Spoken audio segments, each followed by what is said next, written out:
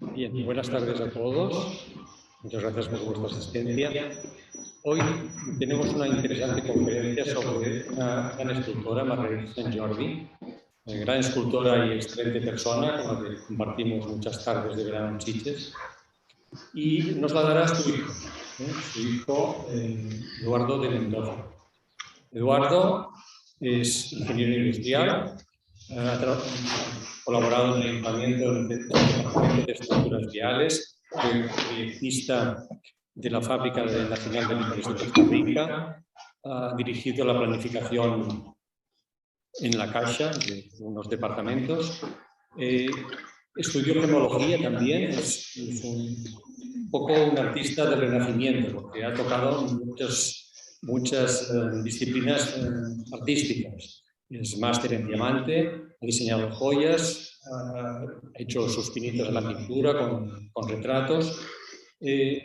Su casa la ha construido por fuera y por dentro, realmente es un edificio digno de ver, hasta el más mínimo detalle.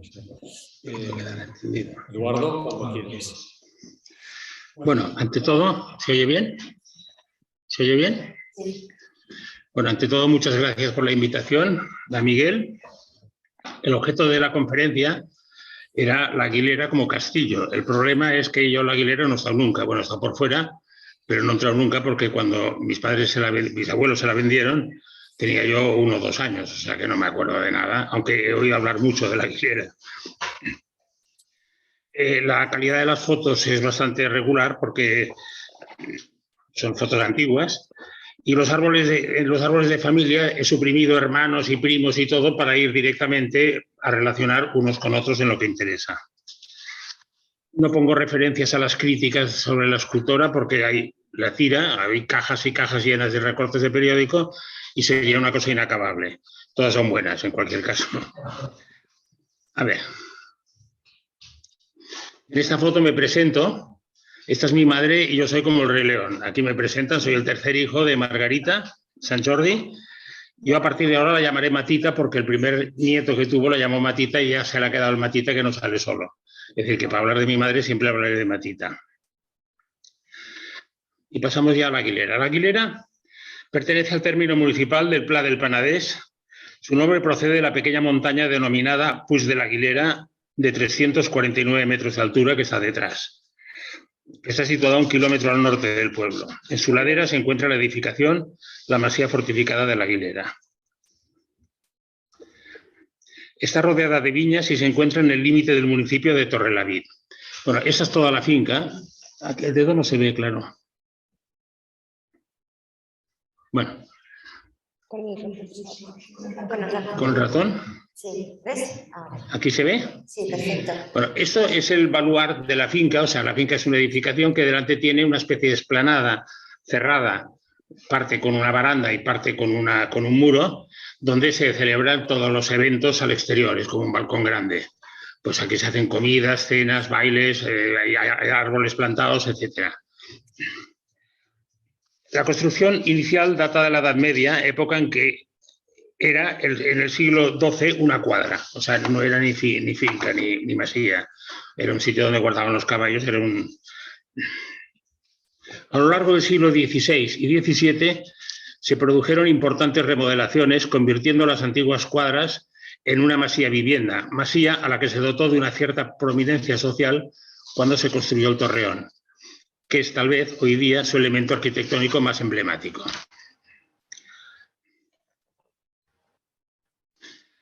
Las almenas que tiene el torreón no son antiguas, porque aquí en una foto de los años 20, ya se ve el coche y todo eso, está el torreón fotografiado sin almenas, es decir, que las almenas se construyeron después.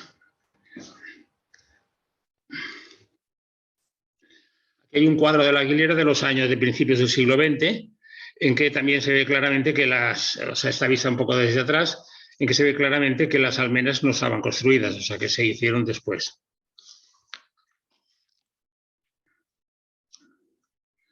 Definitivamente, la Aguilera no es un castillo. A ver, como ejemplo, ponemos, esto es San Gimignano en la Toscana, en Italia. Es un pueblo divertido, en que los grandes señores lo que construían en la torre y el que tenía más prestigio era el que construía la torre más alta. Lo llaman el Manhattan de la Toscana. Entonces, no son ni defensivas, ni para mirar el paisaje, ni para nada. Simplemente son para que el que la hace más alta, mejor.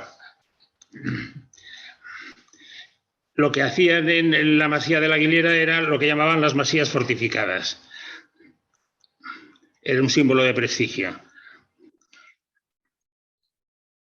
En el siglo XIX se construyó bajo la torre la capilla de la Virgen del Roser, construida sobre un oratorio que ya con antigüedad se dedicaba a la Mare del Déu del Roser.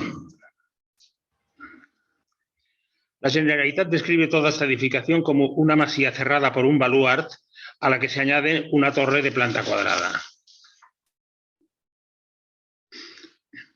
Esta es digamos, el muro que cierra el baluart. O sea, esta es la finca principal. O sea, lo señalo con esto. Esta es la finca principal y esta es el muro que hace el baluart. El baluart llega hasta aquí. Todas las masías se construían normalmente encima de un montículo, es decir, o sea, que siempre tienen vista sobre todos los viñedos. Tanto el portal como las ventanas de la fachada están construidas con dovelas y grandes bloques de piedra. Tienen la cumbrera paralela a la fachada, orientada al sur, y está compuesta por piso, bajos y golfa. O sea, tiene 3 pisos, 3 niveles. Un segundo portal, que está allá adentro, o sea, que hay un portal y dentro hay otro, que es el de la casa, también realizado con grandes bloques, cierra el baluart convertido en un jardín delantero que se abre a las grandes vistas de los viñedos de la finca, cerrado con un muro bajo de piedra a modo de barandilla. En la palizada principal puede verse aún el escudo heráldico muy borrado por el tiempo.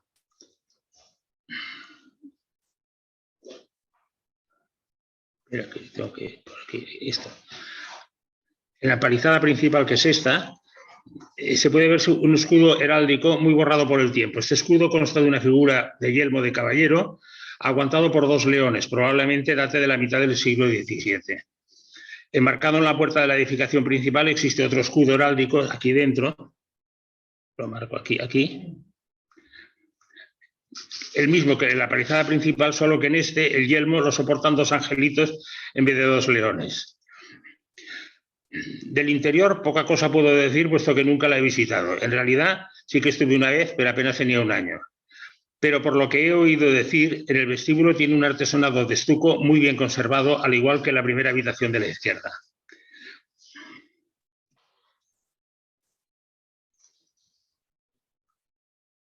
Una de las curiosidades de la finca es la alberca o depósito de agua, construido con mahones de tierra y con una dimensión de 3 por 5 metros aproximadamente.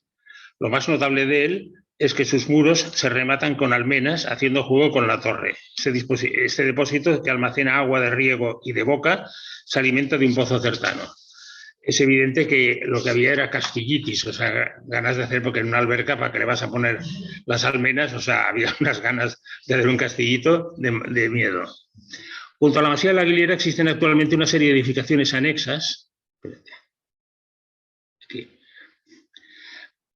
Que se han construido a lo largo del tiempo y son pues el garaje para el tractor, la masovería y todas las dependencias que han hecho falta para llevar una zona con cultivos de uva, etc. Bien, el primer dato que se conoce de la Aguilera data de 1395, época en que la finca pertenecía a Bertomeu Bolet, descendiente de una familia de mercaderes de Barcelona que fueron nombrados caballeros. La última persona de la saga de los Bolet fue Joaquín Llàtzer de Bolet y Vilar, casado con Mariana de Bolet y Montbui. Es muy normal que se casaban entre ellos, o sea que los apellidos se van repitiendo, que se quedó viudo y murió sin descendencia. Este hecho propició que su patrimonio, incluida la Aguilera, pasara a manos de Jeroni de Miquel, que fue quien colocó los escudos tras ser nombrado caballero en 1643, por el monarca francés, del cual fue partidario en la Guerra de los Segadors. Este Jeroni de Miquel, terminada la guerra y de nuevo bajo la soberanía de los austrias hispánicos, mandó borrar las flores de lis del escudo por si acaso. O sea, volvió a hacer un escudo ya con otros motivos. En el año 1837 son abolidas las señorías y pierde todo el derecho señorial del lugar. En el siglo XIX, en 1857, según el catastro, la finca pasa a pertenecer a la familia Felip de Miguel. Entonces la llamaban en el pueblo Can Miguel de la Aguilera. Y a principios del siglo XX fue adquirida por Juan Sans Ferrer, que es mi abuelo, que plantó 2 enormes cipreses en el camino de la entrada, que ahora deben tener más de 100 años.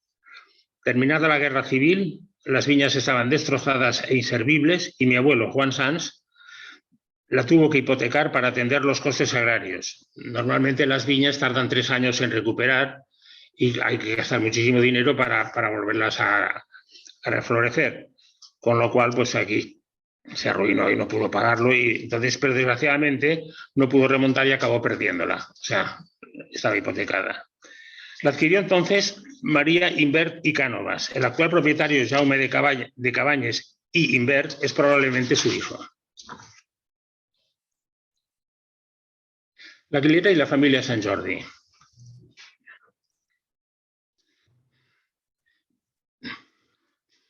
Margarita, mi madre, pasó toda su niñez y juventud en la Aguilera.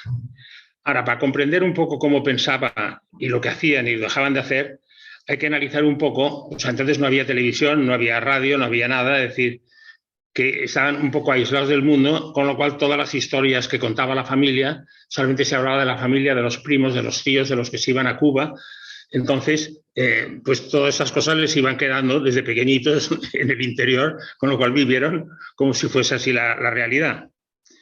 Entonces, para comprender eso, voy a analizar un poco las 4 ramas de la familia, las 2 del padre, que eran Ferrer, las Sans y Ferrer, y las de la madre, que eran Jordi y Milanés.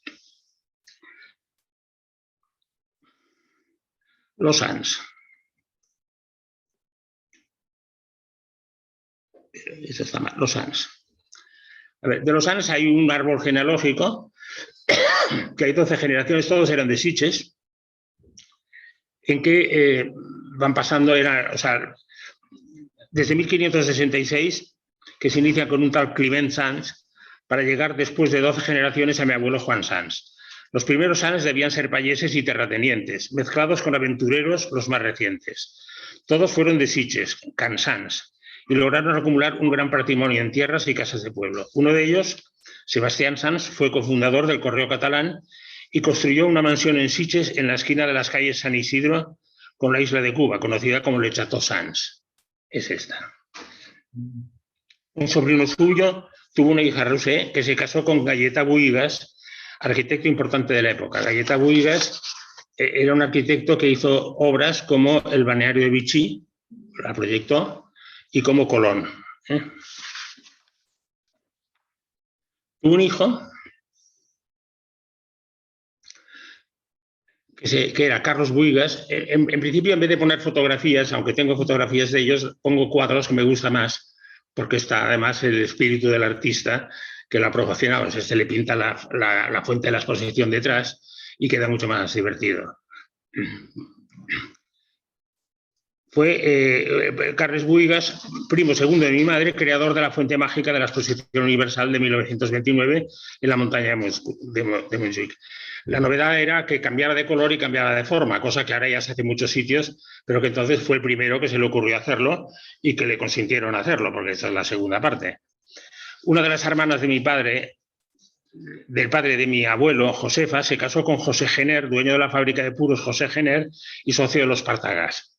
No nos ha llegado ninguna caja de puros a los descendientes, pero bueno, podía haber sido. Como curiosidad, esto es muy divertido, encontramos en uno de los árboles genealógicos que he conseguido de la familia, encontramos la siguiente cita. Este es José Gener, pintado por Bernes. Es precioso este retrato. Los Sans, pese a la notoria penuria en que se han visto algunos de los descendientes del fundador del patrimonio, nunca, ni bajo ningún pretexto, se han desprendido de un solo palmo de tierra heredada de sus antepasados.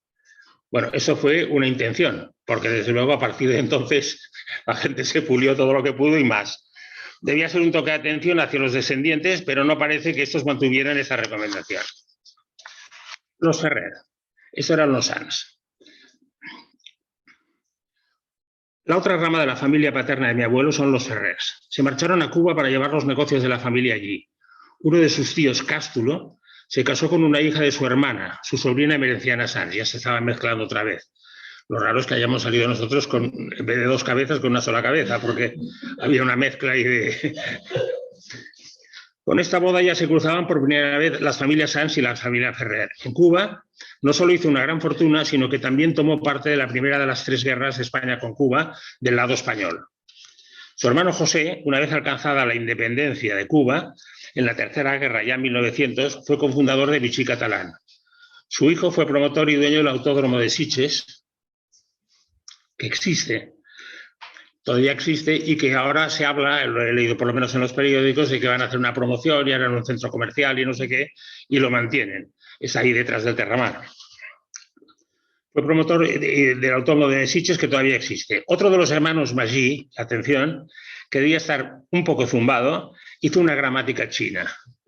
O sea, imagínate un tío desde Sitges haciendo una gramática china. O sea, lo difícil que es aprender chino, pues encima es la gramática. O sea, estaban un poco... Los Jordi. Bueno, son la familia paterna de mi abuela Mamita. Ahora vamos a Mamita. De momento he estado con mi abuelo y ahora vamos a mi abuela. Son la familia paterna de mi abuela Mamita, Elisa Jordi Milanés. El segundo matrimonio de su padre nacieron 3 hijos, Aurelio, José y Nuria Jordi Dotras, que eran por edad coetáneos de mi madre Margarita. Los Dotras, la única gracia que tienen es que la Nuria Jordi se casó con José Ignacio Ferrero, que era el dueño del colacao, el que inventó el colacao. Era la época en que se estaba inventando el colacao. Como era de la misma edad que mi madre, iban a todas las fiestas y todo, y le hacía un poco de carabina. Es decir, iba la novia, o sea, que estaban como muy unidos.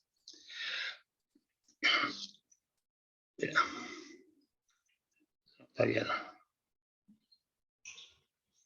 Y por parte de mi madre, los Milanés es la familia más interesante que tengo, que es la familia cubana.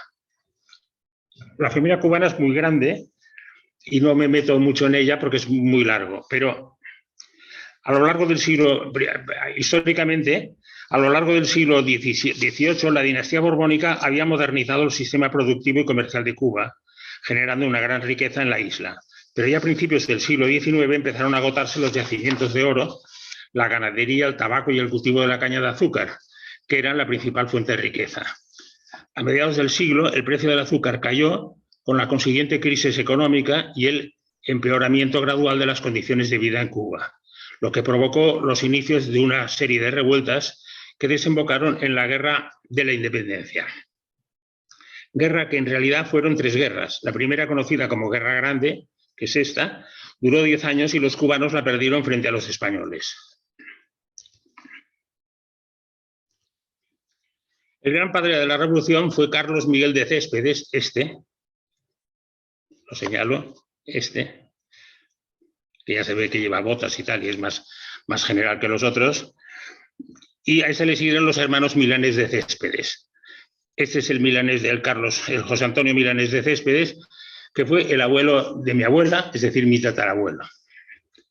Aquí se ve en plena función, cuando era el cabecilla de los revolucionarios, que los llamaban los mambises, pero también fue el abuelo de Elisa Jordi Milanés, es decir, el bisabuelo de Margarita Sanz Jordi, mi tatarabuelo. La Segunda Guerra chiquita, la hicieron estos, pero con muy pocos medios la perdieron, duró 1 año y la perdieron inmediatamente. En 1985 estalló la última y definitiva guerra llamada Guerra Necesaria. La lideró José Martín. El aeropuerto de La Habana se llama José Martín, por eso, porque fue el que ya declaró definitivamente la independencia de Cuba, que fue quien declaró la independencia, con lo cual contó con la ayuda de los Estados Unidos. La ganó porque se metieron los americanos por en medio. Los americanos querían comprar Cuba a los españoles y los españoles no se la vendían, con lo cual dijeron, bueno, pues hacemos la guerra, hacemos la independencia y ya nos la quedaremos. Y por tanto la guerra se acabó pronto porque se metieron todos los americanos y claro.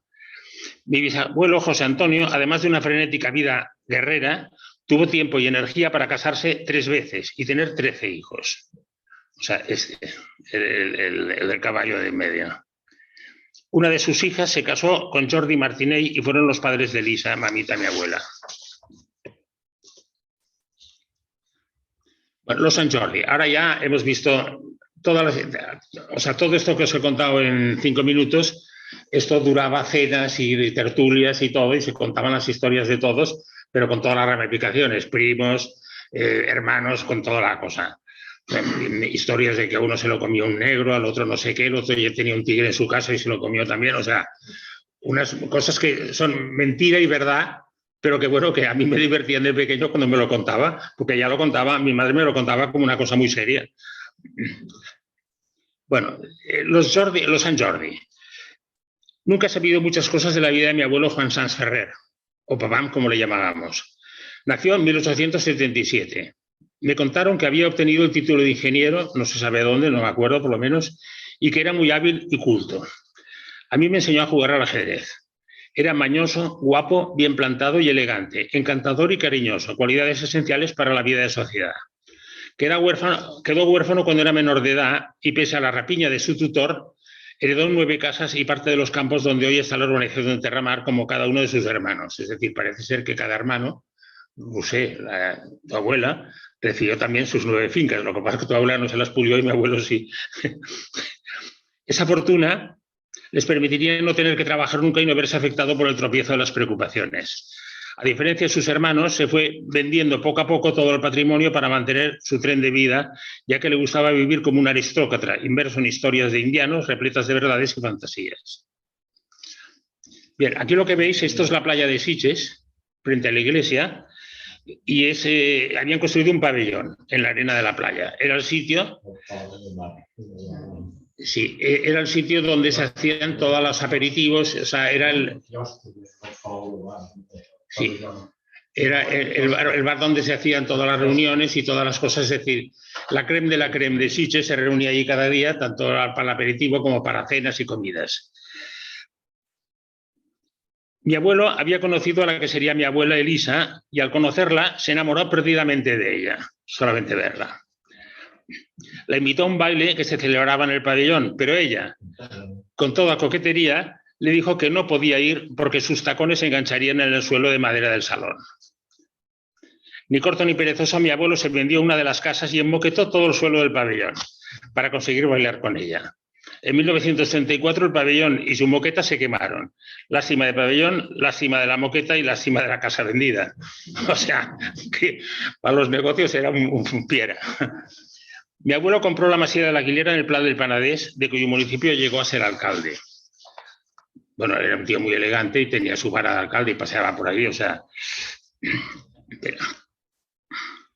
Aquí. Se casó en el 1908 con Elisa Jordi Milanés, mamita.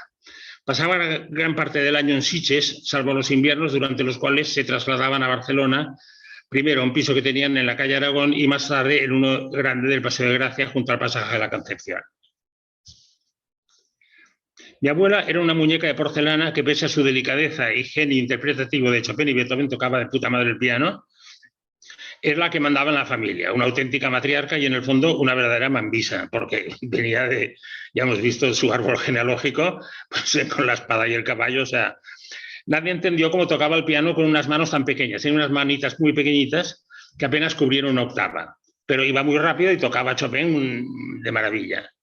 Ya instalados en la Aguilera y con 3 hijas, Mercedes, Margarita y Elisa, mi abuelo se convirtió en empresario, agricultor y bodeguero. Y un fiera de los negocios, como se había podido ver. Pasaban todos los veranos en la Aguilera, aunque a veces por el calor se instalaban en Sitges unas semanas.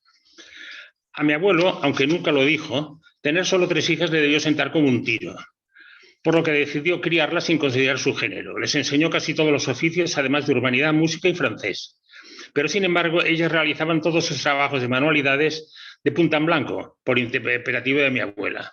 Pero hacían de todo, hacían de paleta, o sea, soldaban, hacían absolutamente todo, porque el abuelo lo que quería era tener hijos, no hijas, con lo cual les enseñó de todo. Margarita tocaba el violín en la orquesta de Enrique Casals, que era hermano del famoso Pablo Casals. Mercedes el violoncelo y mi abuela Elisa el piano y el armonium en la iglesia del Pla los domingos. Esta es mi madre tocando el violín, en la foto recortada. Bueno, ahora Margarita Sant Jordi. Margarita, aislada en los viñedos, estaba sola allí en la Aguilera, fabricó sus propios juguetes para que se inspiraban en todo lo que veía y le llamaba la atención. Es decir, se hacía los muñecos, los soldaditos que nosotros de plomo comprábamos, ella se los hacía ella. Sin ella saberlo, aún ese sería probablemente el inicio de su afición a la escultura. En una ocasión, tallaba todas las caras. En una ocasión, paseando por Barcelona, vio una tienda, una muñeca con una gitana en una tienda. Tanto le gustó que de vuelta a la Aguilera se encerró en el garaje y con un pedazo de madera y una gilet talló un desnudo femenino. Mi abuelo se enfadó muchísimo al ver la figura desnuda, por lo que a partir de entonces Margarita optó por trabajar en la torre para que no la viera nadie y no la reprimiesen. Uno de sus primos, Agustín Amell, el Tin, que es tu padre, la solía acompañar a todos los eventos sociales en los que participaban, tanto de la Aguilera y en Sitges como en Barcelona. El Tin, bueno, se llama Agustín Amell, pero le llamamos el Tin por el Agustín. El Tin tenía una novia que se llamaba Luisa, que murió muy joven. Mi madre Margarita, en un intento de consolar en lo posible a su primo y aliviar su gran disgusto, talló con una gilet y una navaja, no conocía las gubias entonces, todas las caras de una caja de nogal que le compró el carpintero del Pla. En la tapa de la caja figuraba la Luisa en Sitges, con el fondo de la iglesia y el terramar. Esta caja, que hoy le pertenece a Xavi Amell, aquí presente, era el hijo del Tin, puede considerarse la primera obra. El Tin, que ya ganaba dinero como médico, porque ya había terminado la carrera, le regaló sus primeras gubias. Xavi está esta tarde con nosotros porque, entre otras cosas, era ahijado de mi madre, a la que unió siempre una estrecha relación y cariño.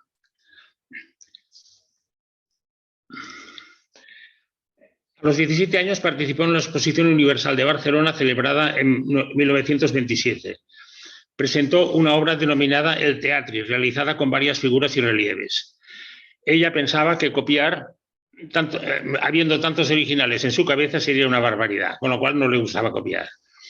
Una tarde de verano en la Aguilera se fue al cine del Pla con sus hermanas y proyectaron una película del oeste. Y ella se quedó tan fascinada por los trajes de los cowboys que al día siguiente acudió al carpintero del pueblo y le compró un tronco de nogal. Talló en él 2 figuras. Esta obra, denominada Oeste, fue una de sus primeras esculturas consideradas como tal. Tenía 17 años cuando hizo esta obra. Y en Sitges ya era conocida por su trabajo como escultora, por lo que el periódico local le dedicó un artículo. Otra de sus primeras obras netamente escultóricas fue el relieve que modeló al que llamó la Virgen de la Aguilera. No hacía muchos los pliegues de la ropa, por ejemplo, no hacía demasiados pliegues, es decir, buscaba la modernidad y una simplicidad para ver las formas de los cuerpos que se veían a través de la ropa, pero no se molestaban en hacer aquello del Renacimiento, que hacían una tela que se veían hasta los pelitos de la seda, ¿no? Todavía a los 17 años, estando en Barcelona, acudió a un dentista en Sarriá para que le curasen una muela. El dentista era muy amigo del escultor Ángel Ferrán. Y al conocer su obra, le propuso presentárselo. Lo hizo y tuvo la suerte de que Ferrán aceptara impartirle sus primeras enseñanzas en este oficio. Le dejó sus herramientas y le enseñó a usarlas, que esto es muy importante, porque todo lo que es la piedra y todo esto, si no sabes, te pasas 20 años intentándolo hasta que llegas a saber un poco. Con ella estalló una cabeza de mármol, y fue este momento en que se aficionó de verdad a la escultura y tomó la decisión de ser escultora. Un italiano que vivía en el barrio y hacía dibujos, también impresionado por la calidad de las obras de un artista tan joven, le propuso conocer a José Llimona, que era uno de los más grandes escultores de la época. Llimona en aquel tiempo estaba muy enfermo, sin embargo, la recibió y le gustó tanto lo que hacía que la aceptó como discípula. Creo que Llimona tuvo solamente 2 discípulos, uno que no sé cómo se llama y ella. De la mano de Llimona realizó su primera exposición individual en las Galerías Layetana de Barcelona, una de las más importantes de la época en la ciudad condal. Era mayo de 1932 y expuso obras que, en su mayor parte, había realizado en la Aguilera. José Llimona escribió el prólogo y su presentación en la sala. En 1934 viaja a Madrid para fomentar relaciones profesionales y conocer galerías. Preparaba su segunda exposición individual en Galería Layetana. Es muy importante pensar que tenía 17, 18 y 19 años y en aquella época viajar sola, pues era muy difícil, porque en Madrid no tenía parientes para ir a casa de nadie, sino que se iba a un hotel, se encerraba allí. Entonces una chica joven a esta edad era muy difícil, con lo cual había una cierta guerra, digamos, entre mi abuelo y mi abuela, y al final ganaba mi abuelo para que pudiesen, que la dejasen ir, vamos, por lo menos. En aquella época también las decisiones de los padres se cumplían a rajatabla, los hijos eran verdaderos dictadores, o sea, no había ningún tipo de discusión. Esta es la exposición que hizo en las Galerías Layetana. Esta segunda exposición en Layetana tuvo un éxito tan rotundo. La segunda exposición en la Layetana tuvo un éxito tan rotundo que le reconocieron con un gran homenaje en el Hotel Majestic. A ver que señalo cuál es mi madre. Mi madre es esta de aquí.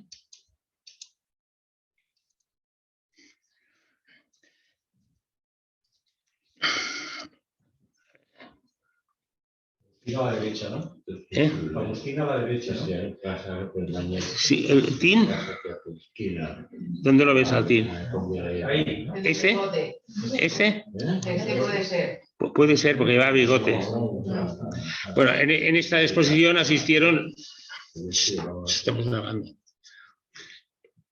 Asistieron las personalidades más importantes del arte, la cultura y la sociedad barcelonesa. Entre otros, el presidente del Real Círculo Artístico de Barcelona, el escultor José Clara, que le proporcionó una carta de presentación para el viaje a Roma que Margarita estaba planeando. O Gaciel, el recordado director de La Vanguardia. O los pintores Eliseo Meifrén y Casas Abarca. Ya le podían haber regalado algún cuadro. O la poetisa Ivonne Santol. O Rafael Llemona, hijo del maestro que ya había fallecido. Tras la cena viajó a Roma y allí continuó con sus esculturas trabajando en Villa Médicis, en el estudio del escultor Paul Maximilian Landowski, no Lewandowski, pero se parece mucho. Francés de origen polaco que estaba esculpiendo el inmenso Cristo del Corcovado en Río de Janeiro. O sea, aquella mole se estaba construyendo en Roma. Se lo llevarían en mar, por el mar, supongo. Un grupo de catalanes monárquicos residentes en Roma le encargaron el busto para su boda, le encargaron el busto de Su Alteza Real de la infanta Beatriz de Borbón y Battenberg, encargo que dio su aprobación el rey Alfonso XIII.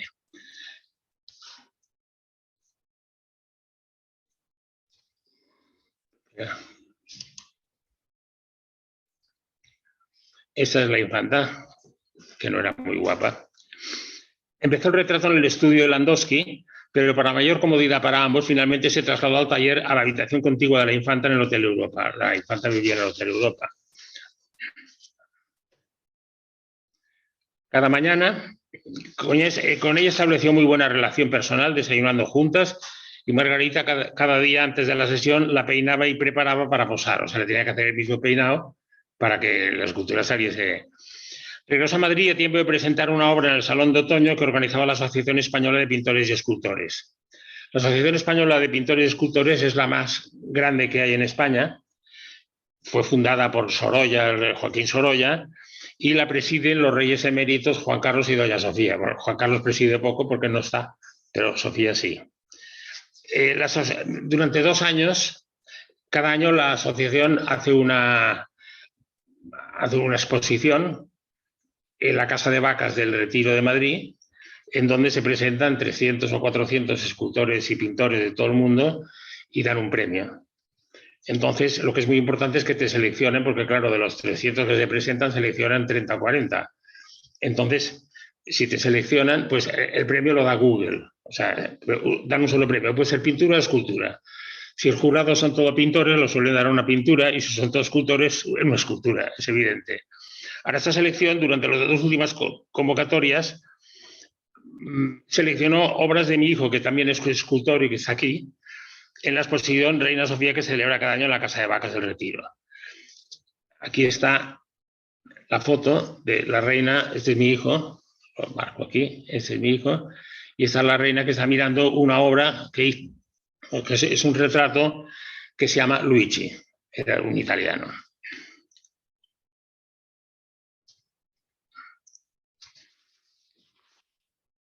Cuando Margarita regresa a Barcelona, la Generalitat, presidida entonces por Luis Companys, le concede una beca para estudiar un año en la Casa Velázquez junto a la Ciudad Universitaria de Madrid. Esta beca le fue concedida a iniciativas de Mariano Benlliure, que es que además de un magnífico escultor y dibujante, era por aquel entonces director general de Bellas Artes.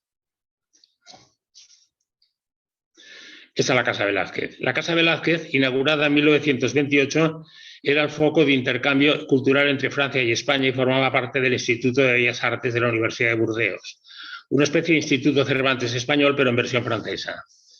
Su director, cuando Margarita estuvo allí,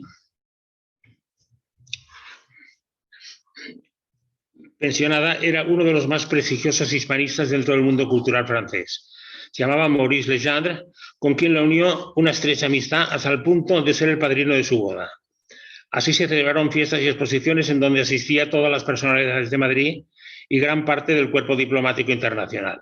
Maurice Legendre era un respetado filósofo y sociólogo, hasta que en un viaje que realizó a España convenció a Unamuno y entablaron una profunda amistad. Fue Unamuno el que le introdujo en la vida cultural española y en el conocimiento de su historia, momento a partir del cual se convirtió no solo en un gran hispanista, sino en el ideólogo del proyecto de la Casa Velázquez, que finalmente adquiriría forma en 1928.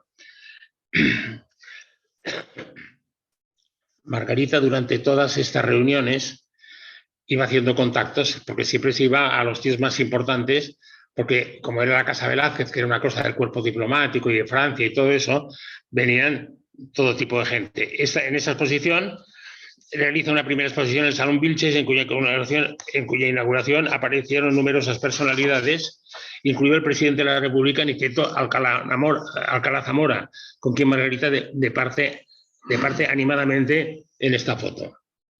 Este era Alcalá Zamora. Y esta es Margarita. Ese mismo año, el director de la Real Academia de Bellas Artes de San Fernando, José Francés, convoca un concurso de esculturas para España. Margarita se presenta con Alborada, que es esta, una figura femenina en mármol, y gana el primer premio. La beca del Conde de Cartagena consistía en una dotación de 9.000 pesetas de oro y un viaje de estudios por un año en el extranjero por los lugares que ella misma exigiera. Naturalmente, había otra posibilidad, que era dar clases durante un año en la Escuela de Bellas Artes de Madrid, lo cual dijo que no, que iba a dar clases ni de coña, que ella se iba de viaje. Se irá a París, que por entonces era el referente mundial dentro del mundo del arte. Allí se daban cita a los mejores artistas del momento, como Picasso, Zuluaga, Gris, Serre, a los que conoció. Una mujer joven viajando sola por el mundo no era algo frecuente a principios del siglo XX, por lo que, para sentirse un poco más amparada, decidió que lo mejor sería instalarse a vivir en la Casa de España de la Ciudad Universitaria de París. Y para conseguirlo, utilizaría toda serie de influencias con las personas que había conocido en la Casa Velázquez, como por ejemplo el ministro de Educación francés André Mallarmé, del que realizaría luego un magnífico busto. Otro que también le pidió todas sus influencias era el general Domingo Batet, al que también le hizo un busto. Pero el Batet movió a todos los militares y todo lo posible, pero el problema que había es que la Casa de España estaba llena y que solamente era para hombres. Este es el busto del general Batet. Bueno, aquí se ve la casa danesa, que es esta que está en primer plano, y la Casa de España detrás, que es un poco más alta. Claro, en la casa danesa lo pasó bastante mal al principio porque todos hablaban danés y ella no. Pero como todos estaban ahí para estudiar francés, con el poco francés que sabían entre todos se entendían.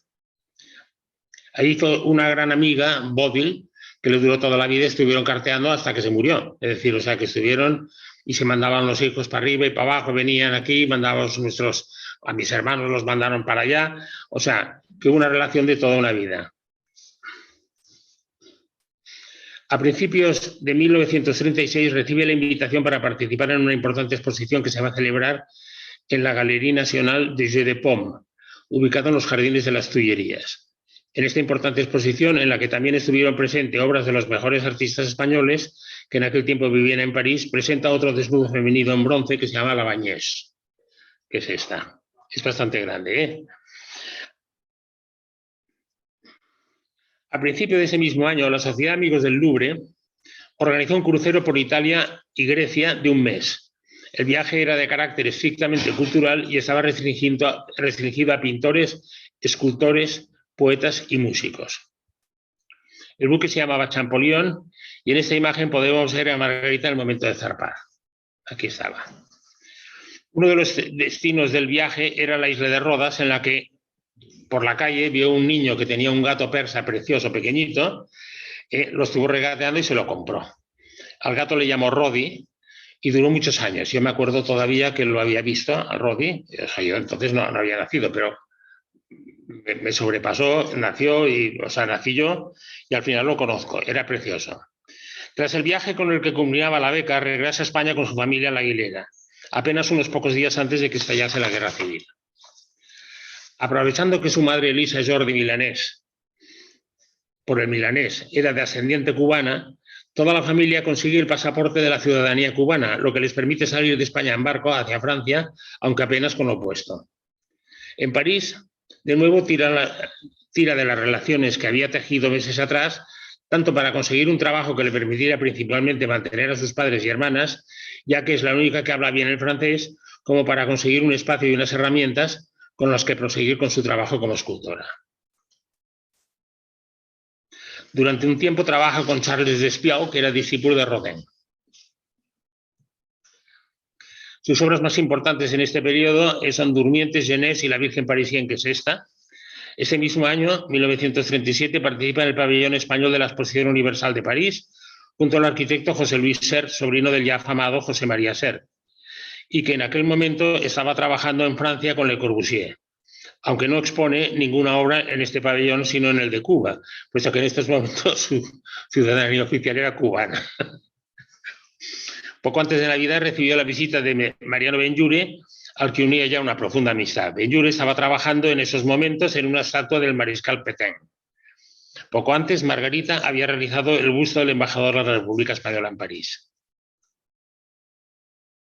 Esta es otra obra que hizo en París.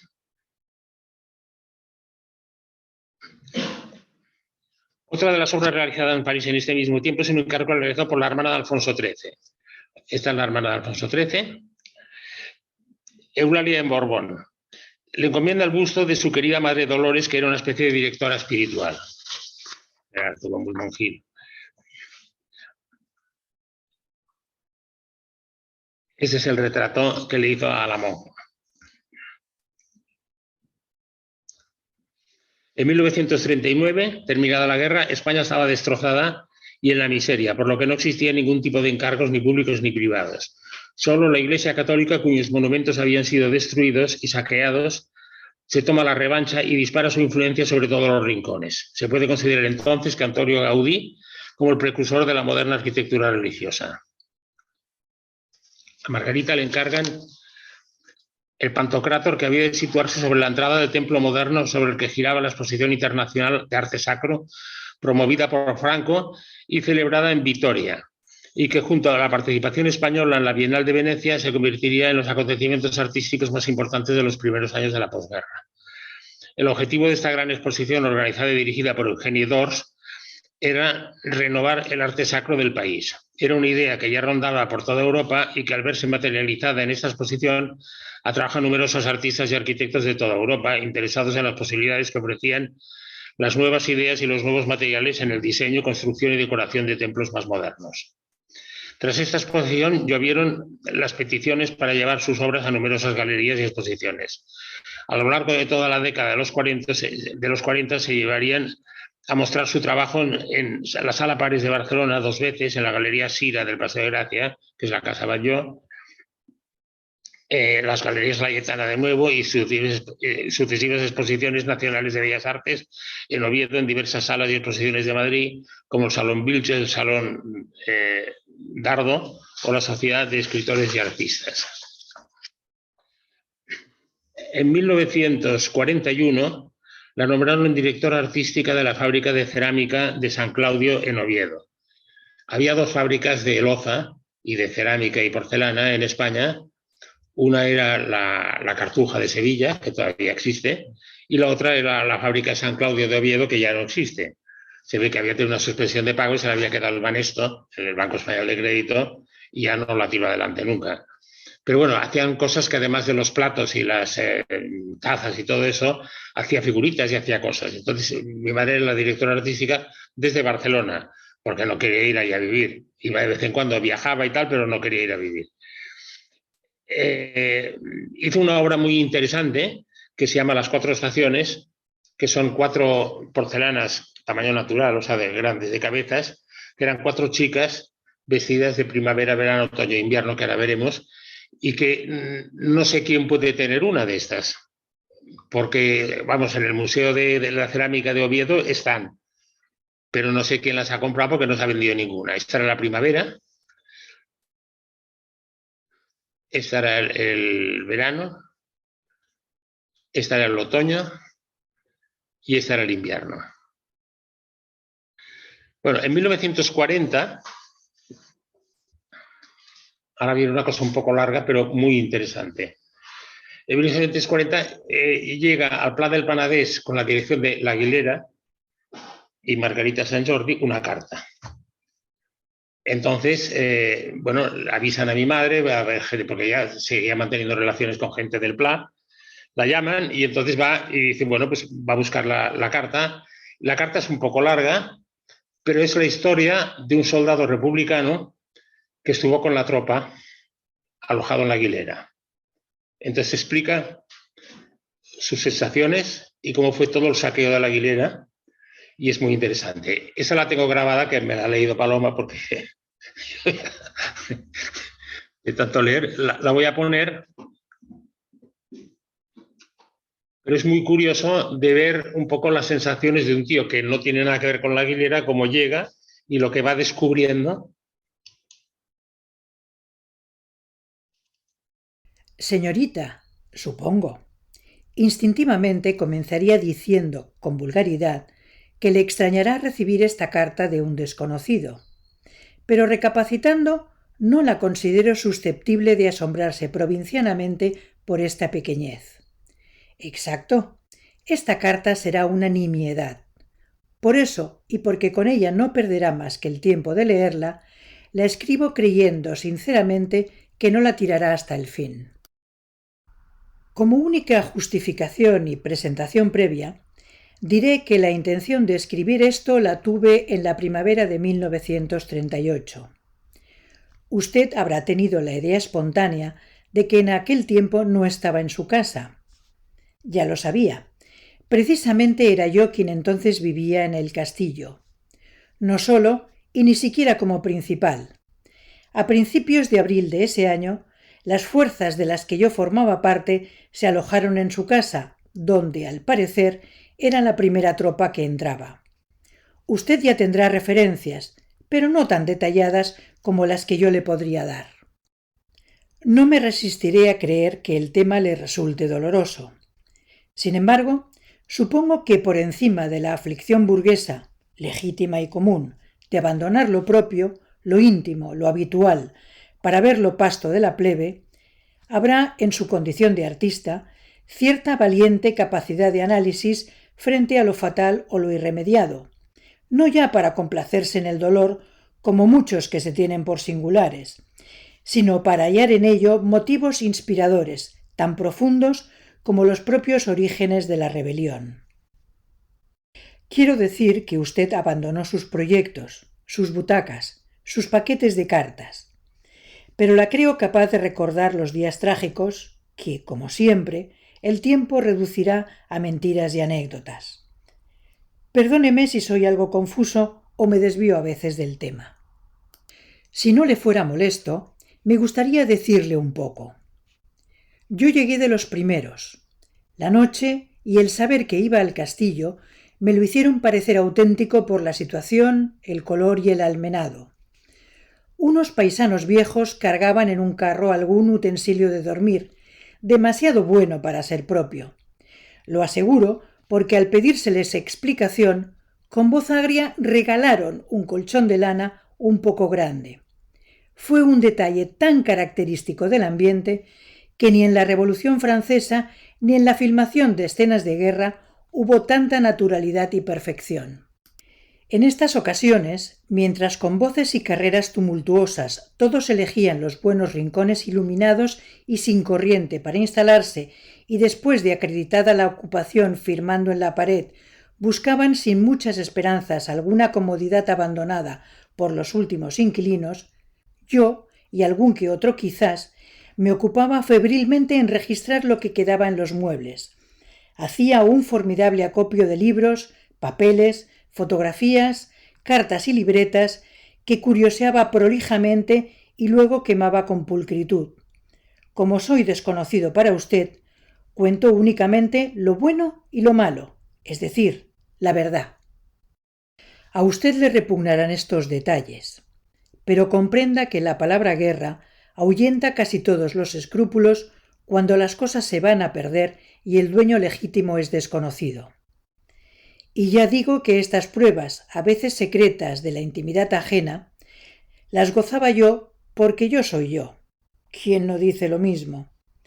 Pero después las quemaba, porque una vez me dolió mucho la burla de un coro grosero, corriente por desgracia, al leer en voz alta las cartas de novios de un matrimonio, que hasta por la fecha, 1914, podían parecer de mis padres. La despreocupada brutalidad con que deshacían aquellos paquetitos atados con cintas y las carcajadas con que atribuían intención desagradable a frases puras y sinceras daban rabia. Eso no lo vi en su casa, pero tampoco me extrañaría que hubiera ocurrido, pues quizá usted ha podido comprobar lo parecidos que son los detalles entrañables de todos los hogares, sean suntuosas mansiones de temporada en el Ampurdán o casas de labradores en Teruel o La Mancha. En el retrato de un matrimonio, los ojos hablan lo mismo, diga el dorso fotografía de Lorenzo Gómez, Albacete, o Petit Lux, Boulevard de la Croisette, Cannes. Y volviendo al perverso deleite del ladrón que no roba, dudo que usted conozca la emoción de desflorar y destruir la materialidad de recuerdos, todos esos objetos que nunca se quiere tirar y que llenan cajas en los muebles del dormitorio, hasta que se los lleva un saqueo, un incendio o cualquier otra de esas fechas memorables. Verdaderamente, no todos los días pueden abrirse cajones y estuches pensando, a la vista de lo que contienen, esto no lo sabían ni los hijos, o bien, esto no lo sabían ni los padres. Da escalofríos cuando se hace concienzudamente, como si se paladeara un vino, haciéndolo deslizar gota a gota por la lengua. Pero el máximo sibaritismo solo puede darse ante lo femenino, ante lo que nos envuelve con la sugestión de brazos vestidos de seda perfumada que se nos tendieran persuasivos, y ese misterio simpático de lo particular del otro sexo, que nos hace atribuirle gracia y suavidad, esté inspirado por las sábanas de esa alcoba unicolor que ya no contendrá la desconocida, o por el interior desastrado del bolso que a veces hemos sostenido a una amiga cuando ocupa sus manos en lo que no consideran pertinente que ayuden las nuestras.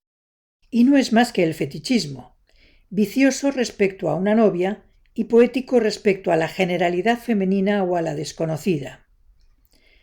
Y sobre todas las cosas de tal ambiente interesan los escondrijos semisecretos del mueble privado, donde no sabemos si vamos a encontrar la primera carta seria de alguien que dudó si encabezarla apreciable señorita o adorable señorita, la novelucha insulsa con profusión de grabados que la ingenuidad de la dueña consideraba prohibidos, o la libretita candorosa que lleva por rótulo ramillete de mortificaciones ofrecidas a la Virgen y que delata, con la cantidad de palotes que disminuyen de fecha en fecha, cómo se va enfriando la reacción que trajeron los ejercicios espirituales.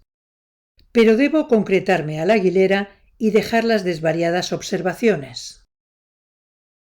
Me complace recordar su casa, los detalles. Al examinar con una lamparilla eléctrica los cuadros del salón, tropecé con un autógrafo de Chopin. Lo descolgué asustado, con manos temblorosas, y era una fotografía. Me gustaron mucho las cartas y planos todavía en las paredes. Tendría su familia marinos en América, creo que por el siglo XVIII, ¿no? Usted poseía un autógrafo de Clará, otro de Gimona, un salvoconducto expedido por el general Castaños. Qué poco cambia la cosa militar. Y una encantadora colección de estampas con escenas del siglo último. Ya casi no había muebles. En una habitación se hallaban amontonados tan bárbaramente como si hubieran caído de pisos superiores en un hundimiento, tableros, cajones sueltos, sillas impracticables, portiers, cajas de cartón, infinidad de papeles sueltos en rollos o paquetes y hasta esculturas de tamaño natural, mutiladas de confección y de violencia. Pero como hiciera falta el local, algunos hombres lo vaciaron arrojándolo todo limpiamente por la ventana. Allí encontré muchos dibujos y bocetos suyos, prospectos de sus exposiciones, innumerables recortes de revista para documentar su arte, páginas de prensa que se referían a usted y que leí, y algunos diplomas de música de sus hermanas, por lo que deduje que en tal casa el arte es algo. Ah, y unos sellos del escudo con el bicho bicéfalo. La Aguilera me dio una impresión inédita, mejor dicho, desconocida para mí. Cómo me gustó la noche en ella. Subí a la torre y allí, viendo el horizonte completo, gocé. Solo estaba oscuro el cénit, pues abajo aún quedaban resplandores reflejos de la tarde, de la luna, de no sé. El campo era casi invisible y nada más en las cercanías, donde resaltaba dudosamente el verde sobre la tierra, podían distinguirse unos árboles concretamente. Allí el ciprés, de apariencia gigantesca, con sus temblores verticales de ondas enviadas que parecían resbalar por la superficie y deslizarse más allá. Allí el disco de brillo, superficie del agua de la balsa redonda, que por la inexplicable procedencia de su luz parecía cosa mágica quedada en las sombras. También podía seguirse, aunque sin seguridad, el trazo de un camino acodado. Por las zonas claras del cielo, una nube avanzaba hacia las estrellas con la lentitud de un buque distanciado. Y yo, más alto que todo, reía con felicidad, gritaba para mí, aspiraba placentero el viento agradablemente fresco que se desviaba contra mis mejillas. Iba a saltos de un lado a otro, asomándome a las aspilleras, dichoso por la imprecisable sugestión de verme en alto vuelo al nivel del horizonte de lejanas montañas y por únicos límites el cuadro dentado de las almenas. Allí mismo, siempre moviendo el aire mis cabellos, pensé qué epilepsis de alegría sería aquella, qué significaría en mí, hombre de las calles asfaltadas, aquel repentino afán de aspectos posiblemente feudalistas. ¿Será preferible la fotografía del castillo que encontré, desvaída y amarillenta, a las postales parisinas que, junto a ella, conservaban la luz colorida del Boulevard dels Italiens o la vista panorámica de las vías irradiadas desde l'Étoile?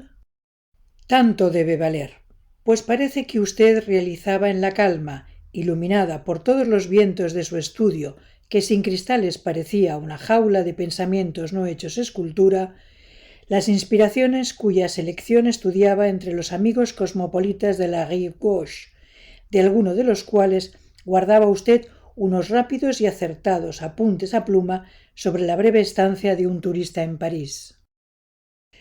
Cuando volví al salón aquella inolvidable noche, la soldadesca formaba algarabía, inconsciente de la hora densa que vivía yo. Unos bozarrones blasfemos se impacientaban por la cena, y los demás desordenadamente hablaban en voz alta. Recuerdo bien el cuadro, digno de ser coloreado por Muñoz de Grein o Segreyes. Casi todos estaban sentados por el suelo junto a las paredes. Un grupo discutía el reparto de unas libretas sin usar, botín avalorado entonces por la escasez de papel de escribir. La penumbra estaba desgarrada en un ángulo por el brote anaranjado de un fuego sobre el pavimento mismo, que atraía irresistible con su baile de llamas la mirada de los circundantes, los cuales, quietos, sentados sobre sus piernas y con las manos en los bolsillos, con sus rostros greñudos y sin afeitar, que medio iluminaba y ensombrecía la inquieta luminaria, serios o pensativos, parecían hambrientas víctimas encandiladas. Otro, silencioso, alimentaba la pequeña hoguera con hojas arrugadas que arrancaba lentamente de una colección encuadernada de revistas, quizá La Esfera, cuyos restantes tomos repasaban algunos. Y contrastando con estos apacibles, la mayoría chillaba, cantaba, iba y venía por la sombra, y a ratos jaleaban a algunos que, presa del delirio carnavalesco que observé en todo saqueo, se emparejaban repugnantemente para bailar, jugando a disfraces con cortinas y sayas y tocados ostentosamente con sombreros, antiguallas de señora, con un salacot o una careta de esgrima. Y sus sombras monstruosas se agitaban hasta el techo por todas las paredes, pareciendo chocar con los cuadros. Uno, solitario, ensayaba posturas con un florete, y otro, sin mirar a quién, repartía golpes de jolgorio con una raqueta que ni se molestó en desenfundar. Yo me acerqué al fuego y me recosté en el sofá verde. Alguien enrolló un periódico y con la enorme llama que prendió de la hoguera encendió el cigarrillo que da carácter a estas ocasiones.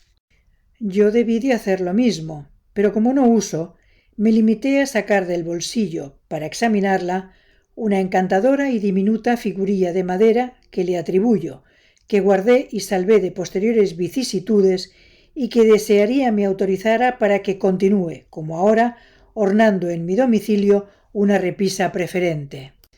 Quizás no la recuerde. Se trata de una joven con trenzas que, al parecer, lavaba arrodillada, pero se ha detenido con la frente alta y los brazos en reposo. Algo diría también del blanco torso femenino, grande e incólume, que coloqué en una ventana. Luego, de noche, contra la luz de la luna, me tuvo desvelado un buen rato. Sus manchas no se veían y parecía de plata y negro.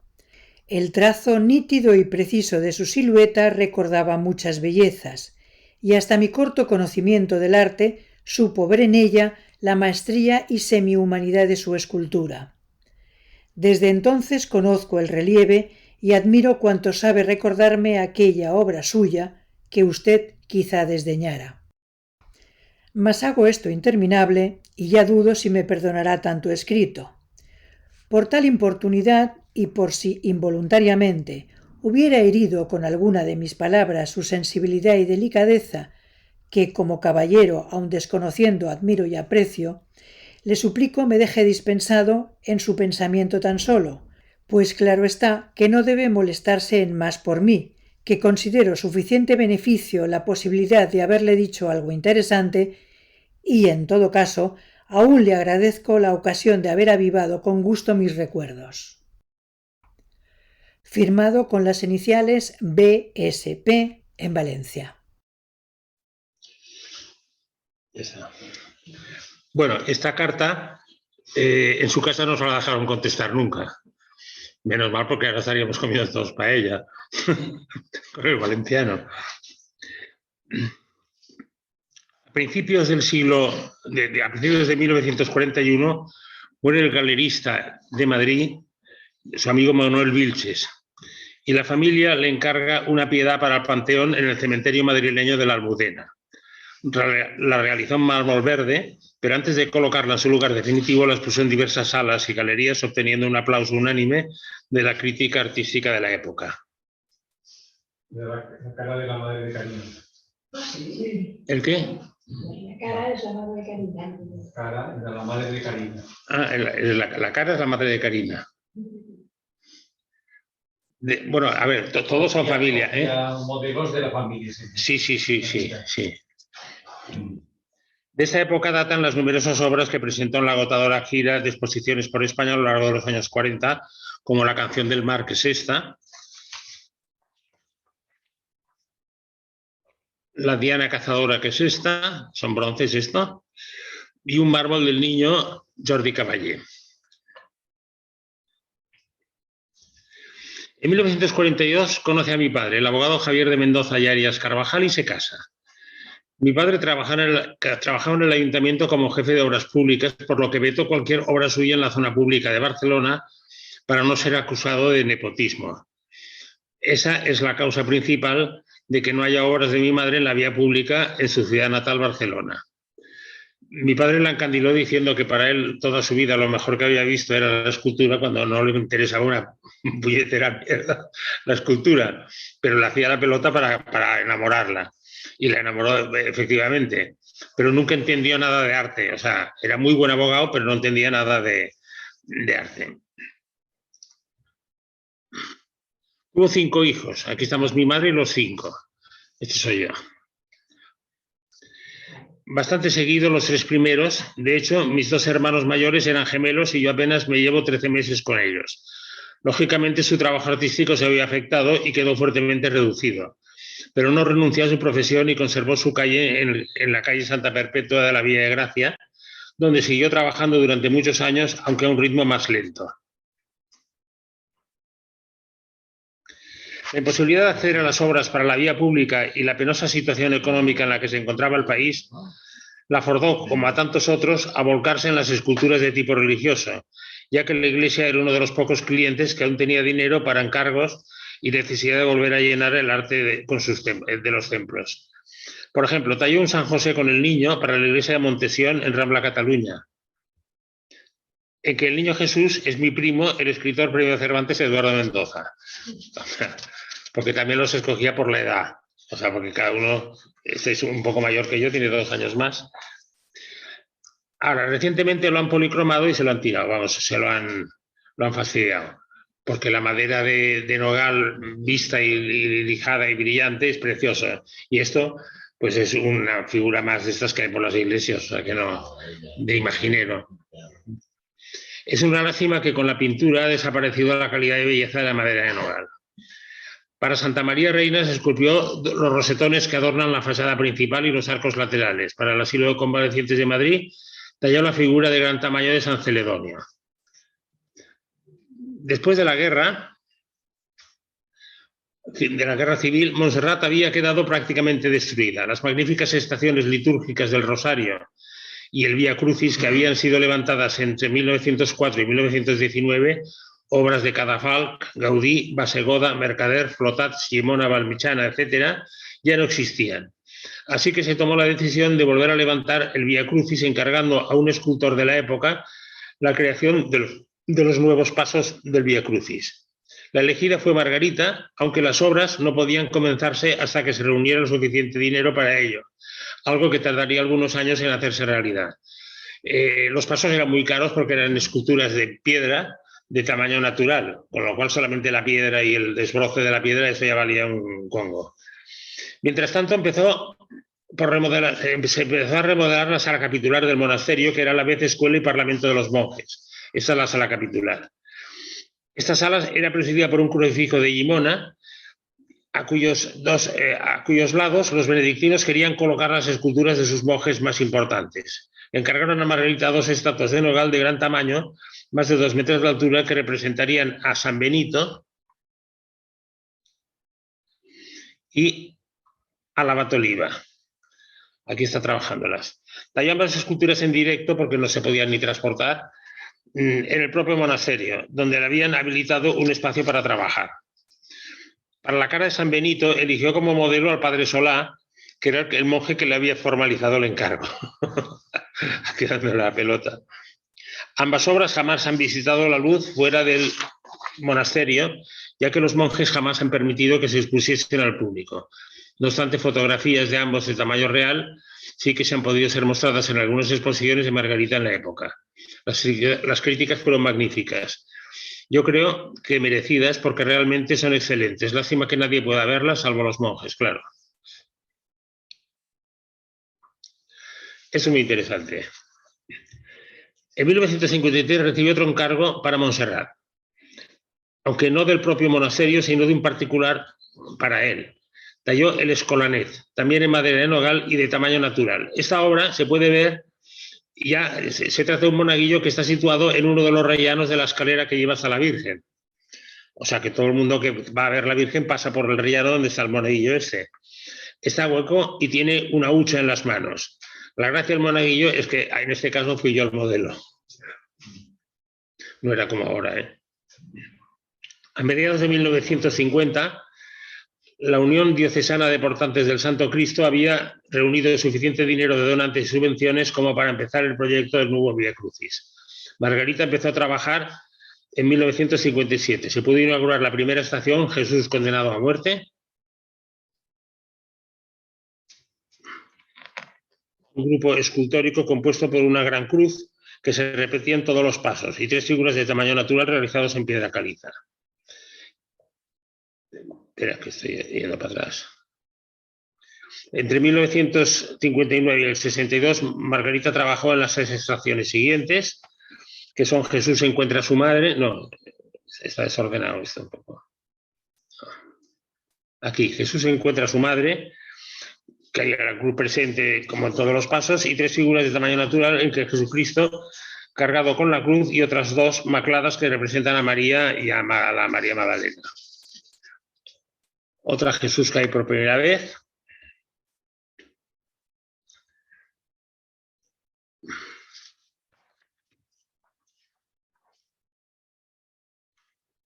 Bueno, esto es la iglesia de Sitges del cementerio. Dice, por último, el Cristo de la Cruz, que ya lo hemos visto. Desgraciadamente, en 1962 se acabaron los fondos procedentes de las limonas que recaudaba la Unión Diocesana de los Portantes del Santo Cristo, por lo que las obras se paralizaron definitivamente y Margarita no pudo terminar el resto. De estas otras estaciones solo han quedado algunos bocetos. De nuevo, desgraciadamente, las actitudes incívicas de algunos paseantes por la montaña y el camino que recorre el Vía Crucis, así como por causa de algún deslizamiento de tierras, en los últimos años, estos pasos han sufrido serios desperfectos y daños en algunas de sus esculturas, hasta el punto que algunas de ellas han tenido que ser retiradas. Paralelamente, en 1957, la Cofradía de Antiguos Alumnos de las Escuelas Pías de Sitges le encargó un paso de madera policromado para la procesión de Semana Santa. La iglesia esta del cementerio está dentro del paso, esto lo guardan ahí dentro. Bueno, aquí hay unos detalles.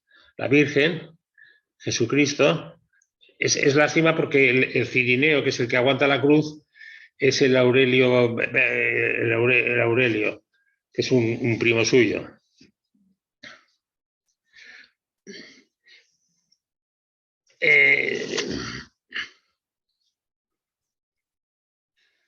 Bueno, faltaba menos de una semana, hay una anécdota en este paso, para que su primera salida, para salir en la procesión de Semana Santa, pero la falta de formalidad de algunos industriales que trabajaban en el proyecto, o sea, el carpintero, etcétera, que le faltaba la cruz, faltaban cosas, de algunos de los industriales que trabajaban en el proyecto, no iba a dar tiempo a terminarla para el paso que saliera en la fecha prevista.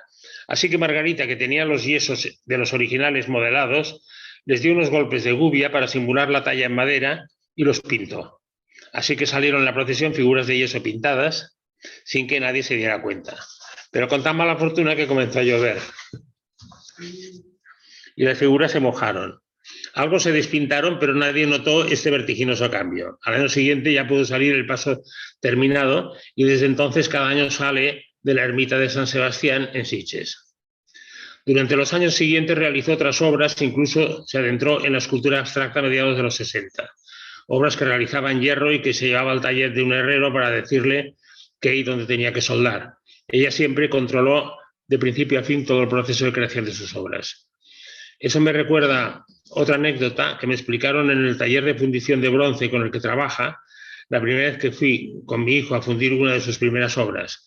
Aún la recordaban. Nos contaron que como se pasaba horas, sino días, puliendo y retocando el molde en cera perdida que se elaboraba para realizar con él la fundición definitiva del metal, o sea, se llevaba su gato a la fundición, que se paseaba por todos los departamentos. En 1968, el ministro plenipotenciario del gobierno francés, Jacques Juillet, a través de la Embajada de Francia en Madrid, le comunicó que había sido concedida la insignia de la Croix de Chevalier de l'Ordre des Arts et des Lettres de la República Francesa, condecoración del máximo prestigio en el país vecino y que hasta principios de este siglo solo la habían recibido 400 personas en todo el mundo. La medalla se la impuso el novelista francés André Malraux, que era el ministro de Cultura por aquel entonces. Los médicos, pese a que se había comprado un compresor, le habían prohibido picar mármol y madera porque padecía osteosporosis y corría el riesgo serio de romperse como un cristal. Intentó continuar con su trabajo a pesar de todo, pero no pudo y finalmente tuvo que abandonar prácticamente la escultura. A partir de entonces, pasó largas temporadas en California, donde vivía su hija Margarita. De estos viajes pueden explicarse multitud de anécdotas divertidas, como por ejemplo la visita al Museo Paul Getty de Los Ángeles. Cuando llegó a Nueva York con el gato y la almohada, porque siempre viajaba con su gato y su almohada, estaba aburrida porque tenía una noche en el hotel para luego continuar en una segunda escala a California. Y entonces vio un listín en la mesita de noche, un listín muy gordo, y se buscó. Y encontró una Margarita Sant Jordi en Nueva York. Ella hablaba inglés muy mal, pero bueno, entre el inglés, el catalán, el castellano y el francés se hacía entender como fuese. Y llamó. Y resulta que salió una señora que se llamaba Margarita Sant Jordi como ella, que no tenían absolutamente nada que ver. Pero estuvo hablando mucho rato, porque mi madre hablaba mucho, y se hicieron amigas. Entonces, una de las amigas que mantuvo hasta que se murió. O sea, se escribían, no sé de qué, pero se escribían. Otra vez se fueron a visitar el Museo Paul Getty y un sábado por la tarde le dice a mi hermana, estaba en California, dice, vamos a visitar el Museo Paul Getty que está en Los Ángeles. Entonces mi hermana le dijo, no, mamá, si está cerrado el museo no podemos ir a visitarlo, estará cerrado. Tú no sé qué. Bueno, le metió la bronca, total, que mi hermana cogió el coche y dijo, bueno, vamos a quemar gasolina. Se fue al Museo Paul Getty. Llegaron al museo, que el museo lo dirigía Luis Monreal. Y llegó allí y sale el conserje y le dice, no señora, que está cerrado, que aquí no se puede visitar. Estuvo discutiendo, mi hermana traduciéndole lo del inglés, estuvieron discutiendo como una hora. Y el tío que no, y ella que sí, que oiga, que yo soy íntima amiga de Luis Monreal, usted me abre el museo porque yo lo tengo que ver porque me voy para España. Le metió un rollo de tal categoría que al final el pobre conserje no sabía qué hacer porque no sabía si era un atraco o qué pasaba, porque esto de que se presente un sábado por la tarde una señora con su hija a ver el museo, pues... Y entonces dice, a ver, espera un momento, señora. Se metió en un despacho y sacó una foto que había un grupo de gente, como de unas 100 personas, y le dijo, a ver, ¿quién es el Luis Monreal? Y me dijo, este. El tío cogió y encendió las luces del museo y a pasear por todo el museo y le enseñó todo el museo. Bueno, anécdotas estas tiene muchas. En casa de su amiga Bodil, haciendo una tortilla de patatas, le quemó la cocina y casi la casa entera. Otra vez, yendo en un coche, se cayó en Miami, se cayó al agua con el coche y todo en Miami. O sea, que las ha pasado de todas en California y en todos los sitios. Ella iba mucho a ver a mi hermana y se quedaba allí, siempre con su gato y sus cosas, ¿no? Condujo hasta muy mayor. Ella conducía hasta muy mayor. Ella conducía siempre, pero ella no se daba cuenta. O sea, se murió su hermana Mercedes, entonces iba por la vía Augusta. La hermana ya se había muerto, porque la hermana tenía tanto miedo de cómo conducía mi madre que se sentaba detrás.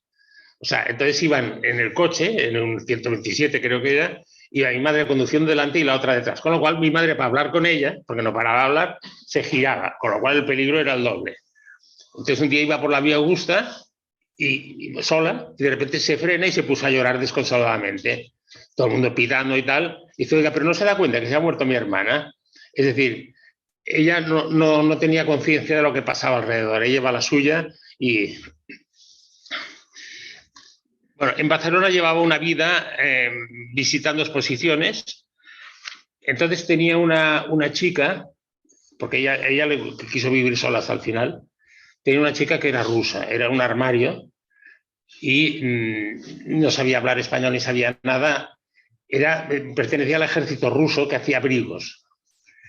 Y se llamaba Verónica y lo único que decía es señor la pastilla, para que se tomase la pastilla. Entonces mi madre metía una bronca, oiga, me la tomaré cuando quiera porque yo soy la señora y usted la chacha, en fin, o sea, unas discusiones monstruosas y señor la pastilla y la otra ahí cuadrada hasta que se la tomaba la pastilla.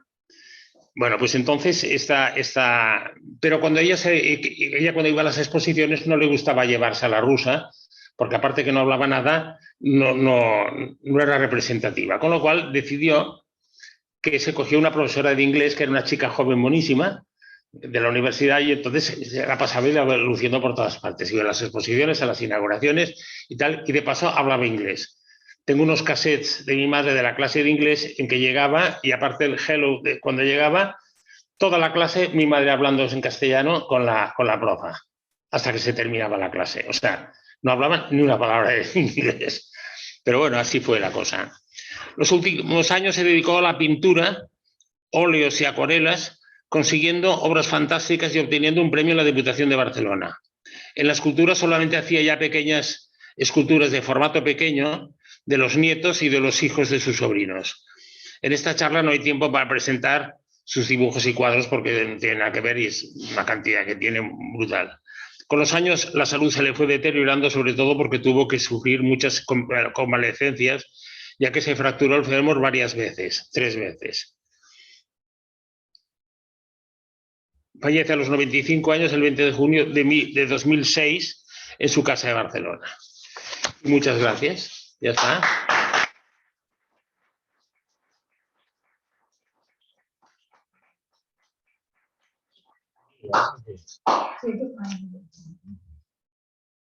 Este es su gato, su último gato. Todos los quería de persas y amarillos. Yo los llamaba todos igual.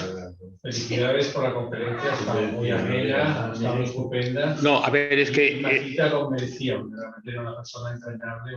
Es muy largo, los que la habéis conocido ya sabéis cómo era. O sea, irrepetible, exactamente. Y al soldado literato, el soldado, yo creo que no era soldado, debía ser como menos teniente coronel, porque coño para escribir así. Era un Valle Inclán. No, es un tío que escribía muy bien, supongo que hizo sus borradores y tal, pero yo pienso que era un tío, vamos, es muy raro que en una casa tuya que te han saqueado te escriba el saqueador explicando cómo lo hicieron. Claro, mi madre, el primer ímpetu fue contestarle y darle las gracias y no sé qué, y decirle, pero claro, le dijeron, no, ni hablar, esto no, a ti no toca, esto no toca, y como entonces se obedecían mucho unos y otros, pues no contestó nunca se supo nada. ¿Y le dejaron algo en la casa del saqueo de sus... una estructura, una cosa? No, bueno, es que cuando volvieron de París y todo esto y llegaron a la casa, la encontraron destrozada, supongo que tirarían todo lo roto y con lo puesto, y luego ya empezaron a intentar recuperarse, pero ya no pudieron porque las viñas estaban destrozadas y había que hacer una inversión brutal. El abuelo no trabajó en su vida. Bueno, a ver, era bodeguero, entonces trabajaba, hacía 5 botellas de vino o de cava, las niñas pisaban la uva, o sea, se divertían y hacían 5 botellas, pero jamás fue ni bodeguero ni nada. Y luego la vendían, ahora las uvas, creo que todas las viñas son del Jean León Y yo estuve una vez allí, conociendo al nuevo dueño, no nos dejó ni entrar, pero estuvimos ahí en el baluar, mi madre llorando ahí, ¡ay, estaré en mi cuarto y no sé qué! Con lo cual fue bastante dramático y nos volvimos para Barcelona. Y también pasaron temporadas en Suiza, ¿no? Bueno, los veranos los pasábamos en Suiza siempre. Sí, entonces, bueno, teníamos una casa allá y entonces el verano lo pasábamos allí y ella se llevaba, cada año estábamos 3 meses allá, y entonces ella se llevaba a su madre, a la mamita esta y a Mercedes, se las llevaba también allí para que veraneasen. Entonces veraneábamos todos allí, o sea, lo pasamos muy bien, claro. Y bueno, y luego ya últimamente veraneaba en Salou, o sea, cuando se acabó lo de Suiza. Entonces, bueno, ya empezamos a ir todos al servicio militar, con lo cual ya lo de Suiza para ella sola ya no tenía sentido. Con lo cual se vendió la casa y entonces se veraneaba en Salou, que estaba su hermana Elisa, y pasaban ahí los veranos. Pues nada. Voy a cerrar aquí. Adiós a todos los que estáis al otro lado. No dicen nada. Yo únicamente felicitarlo por No tener... sé si llega. Sí, de verdad, mis máximas... No se te oye. No, a ver, un segundo. ¿Cómo que no se me oye? A Eva está hablando. ¿Se me oye ahora? ¿No se me ha oído en toda la conferencia? Sí, yo te he oído todo. Está intentando felicitar, está hablando, pero no la oímos. ¿No se oye? ¿A quién está hablando? Una de las De la ¿Se oye? sociedad. ¿No se oye? Ahora sí. Vale, por aquí, pues aporta con el tuyo. Sí. No, yo únicamente felicitar porque tener a una mujer así en la familia emprendedora es una maravilla. Y creo que es digno de glorificar y de agradecer que las mujeres, en una época en que era difícil mostrarse como mujeres y salir adelante, pues se haya hecho, ¿no? Felicidades por tener una mujer así en la familia digna de glorificar.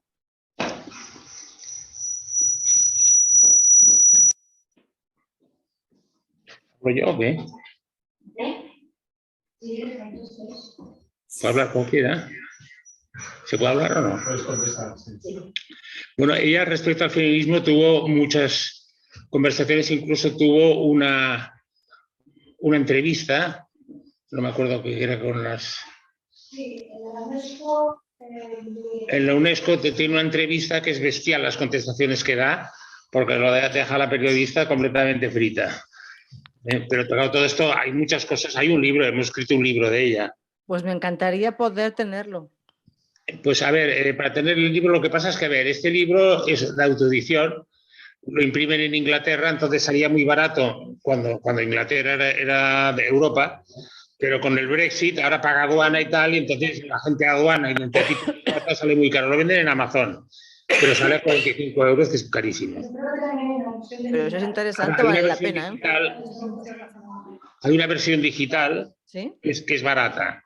Es muchísimo más largo que todo lo que he explicado, porque la vida suya está absolutamente repleta de anécdotas y de cosas. Y no te cuento si hablamos de los Mármol, que son toda la familia de Cuba, que hemos tenido una relación brutal con ellos y que viven en Miami todos. Pero realmente es muy interesante ver cómo una mujer en aquella época resaltaba, porque no era fácil en aquella época para una mujer. Sí. Esto fue mucho mérito. Y era muy conversadora porque decía que era de mala educación. Bueno, en su casa... Una tertulia, que hubiera lapsus de silencio. Sí, ¿no? en su casa, los fines de semana, los miércoles o los viernes o el día que se recibía, entonces la gente iba a una casa, entonces cada casa recibía un día a la semana. Entonces llegaba la gente y la mamita los tenía educadas de que no podía haber un momento de silencio porque era una grosería, era una mala educación. Entonces siempre tenían que hablar de lo que sea, viniese a cuento o no viniese a cuento. Con lo cual, ella esto lo aprendió y durante toda su vida lo utilizaba. Quiere decir que si iba en el autobús callada, pues hablaba con el tío que cogía los tickets o con el chofer o con quien sea. Era imposible tenerla callada porque para ella era una sensación extraña y mala el estar en silencio en una conversación, porque parece que eras muy mal educado y como si el otro no decía nada, pues lo tenía que decir ella. Bueno, pues en cuanto sepas el libro por Amazon, me lo puedes hacer llevar, por favor, porque me encantaría poder tenerlo. El libro se llama Escultora Margarita Sant Jordi.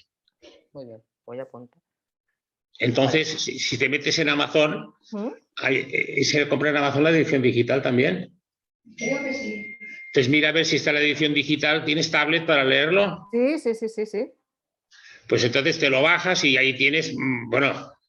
Ahora tiene 400 páginas o no sé qué, o sea que... le pida la dirección de email, no es nada, yo le mandaré un link. Si tiene tu dirección, te mandará la referencia del... ¿Cómo se llama esto? ¿El qué? El link para descargarse la... el link para descargarte la de esto, si te das el mail. Pues fenomenal, pues muchas gracias. Me mandas a mí, a Castillo, si tienes el mío, y eso lo envío allá. Es que te va a encantar porque era una mujer que tuvo una vida que no tenía nada que ver con la de las mujeres de su época. No, la vida era completamente distinta a las mujeres de su época. De hecho, ella nunca consideró si era mujer o era hombre, es que era algo que le tenía totalmente sin cuidado. No, porque la escultura era un oficio de hombres, era una cosa que tenías que tener fuerza, ella tenía, pero que tenías que tener fuerza porque picar mármol y picar piedra no es fácil, es decir, o sea... es muy duro y claro, además tienes que tener mucha precisión, porque si se te rompe la nariz te has tirado la escultura entera que a lo mejor llevas 3 meses trabajando. Entonces tiene que ser como muy preciso todo. Porque los marmolistas lo que te hacen es que te dan, con máquinas, te dan la forma principal, pero luego el detalle lo tienes que hacer tú. Y entonces esto es lo que es difícil. Pero ella no se cortaba por nada, trabajaba en esto y trabajó en todo. Pues fantástico. Conducía horriblemente mal. Bueno, como la mayoría dicen de las mujeres hoy en día, ¿no? No. Ella tenía un taller en Gracia, en la calle Santa Perpetua, que sale de la Plaza Lesseps, una callecita pequeña, número 20. El taller tenía 2 pisos. Entonces ella tenía la planta baja, había un pequeño jardín donde tenía unas tortugas y tal, y unos líos con las tortugas, y luego al fondo tenía otra especie de estancia donde hacía las esculturas grandes. Ahí lo hice todo. Entonces tenía un pozo que era inmensamente hondo, donde cuando hacía un yeso y terminaba la original, cogía, rompía la estatua de yeso y todo iba al pozo. O sea, nunca lo tiró a la basura. La casa era tan vieja, o sea, la tenía alquilada, ¿eh? Nosotros teníamos el estudio, yo y mis amigos, le alquilábamos el piso de arriba y estudiábamos arriba. O sea, no hacíamos nada, pero bueno, ahí estábamos. Entonces las tuberías eran de plomo porque era agua de pluma. O sea, te iban dando el agua, te daban pues tantos litros al mes y te llegaba de pluma. Entonces, cuando pusieron el agua a presión, salía el agua por todas partes por los agujeros. Con lo cual había unas inundaciones, pero nos reíamos mucho porque íbamos con maderas como si fuesen barcos por encima, porque estaba todo el taller inundado y salía el agua por la calle. O sea, y ahí estuvo muchos años. Delante del taller estaba la fábrica Vic de bolígrafos. Y ella ponía el coche, iba con su coche y lo ponía delante de la Vic. Y los de la Vic le cogían el coche cuando tenían que salir y entrar los camiones, se lo apartaban, lo volvían a poner. O sea, ella mandaba. Ella le importaba un bledo a los de la Vic. O sea, se había hecho amigo de todo el mundo. Era un barrio muy interesante, ¿eh? Teníamos un carpintero delante que se llamaba el Mare de Déu, porque cada vez que le pedías cualquier cosa, me parece que un tornillo, Mare de Déu, señor. O sea, siempre decía lo mismo. Era un hombre que todo era un problema. Lo hacía, pero era un problema. Luego estaba el fontanero, que también era otro número. O sea, que un día para conectar 2 depósitos los conectaba por abajo, con lo cual no funcionaba aquello. O sea, pero eran sus industriales. Me parece, voy a finalizar. Adiós a todos, hasta la próxima.